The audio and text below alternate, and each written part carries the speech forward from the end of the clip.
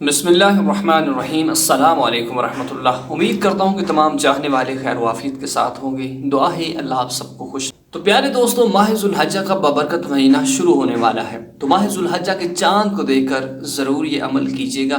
انشاءاللہ اس عمل کے کرنے سے بہت ہی زیادہ فائدہ نصیب ہوگا، کہ دنیا کے اندر انسان لالچ سے بھرا ہوا ہے، کہ جس کے اندر انسان کو فائدہ ملتا ہے، یا جس تجارت کے اندر یا جس کام کے اندر، جس کاروبار کے اندر انسان کو فائدہ ملتا ہے، تو انسان اس جانب زیادہ جاتا ہے۔ تو پیارے ساتھیو، ماہ ذو الحجہ کے ایام ہیں کہ جن کے اندر اللہ نے انسان کے لیے بہت ہی بڑا فائدہ رکھا ہوا ہے۔ تو ان کے اندر ایام کے اندر قرآن پاک کی تلاوت کرنا، تسبیحات کرنا، دعائیں کرنا، یہ ایسے ایام ہیں کہ جن کے اندر تلاوت کی ہو یا دعا کی ہو، کوئی ذکر کیا ہو، تو اللہ اس کو قبول فرما لیتے ہیں۔